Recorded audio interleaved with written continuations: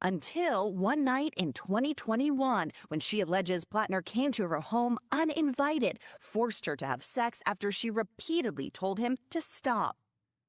There is no liberal Trump, at least for the time being. Okay? Because this is the liberal Trump moment.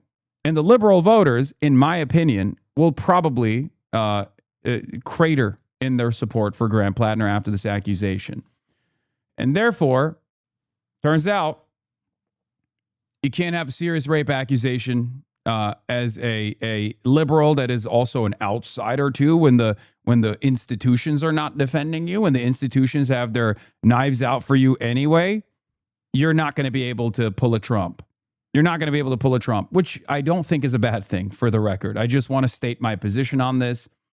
It's not a bad thing. That is a good thing. New York Times reporting that backs up your claims about the viewpoint of Maine voters. Of the nearly 24 Democrats interviewed in the state on Tuesday, most said they expected Mr. Platner to drop out of the race. Most said it was the right course. His ideas were great, but he has way too much baggage now, said John Murray, 80 years old, a retired mail carrier from Saco. But several, including Mr. Murray, said they would probably stick with Mr. Platner, 41, if he opted to remain on the ballot. The deadline for the candidate to formally withdraw from the race is Monday. We'd vote for a swamp frog or anyone that defeats Susan Collins, Mr. Murray said.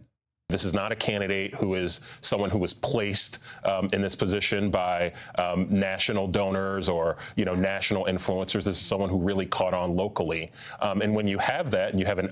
Thank God someone is making that assessment. Jesus Christ. It's definitely one that is unfortunately lost in the tit-for-tat, shit-slinging battle that's been taking place over the last 24 hours of this news cycle.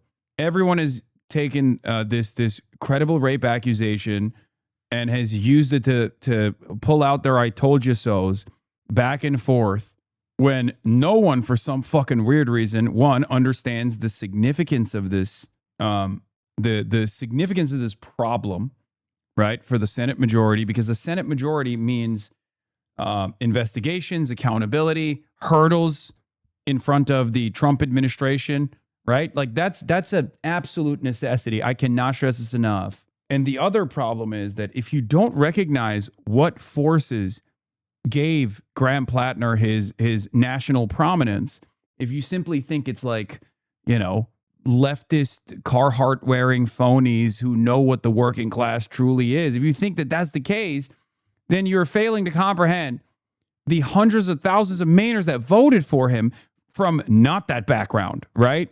It's incredibly stupid. What happens if, one, he doesn't drop out? Does he still win or lose by a landslide? Two, what happens if they put a centrist Democrat back in the race? I suspect that he's using the threat of staying in the race to make sure that they don't fucking navigate. The centrist Democrats don't put like a fucking dog shit candidate who will literally lose the support of the ground. Like, I cannot stress this enough. Look, it doesn't matter. This is not about Graham Platner. He's out. That's clear.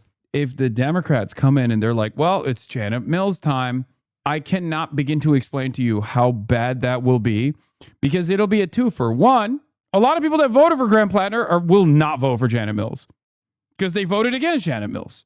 They voted for Graham Platner. This is not one, but two different Kamala Harris 2.0 situations, and maybe even a taste of Hillary Rodham Clinton. There's two scenarios here, both in Maine and Michigan, where the Democrats are salivating at the fucking prospect. No primary, hand-selected Democratic establishment candidate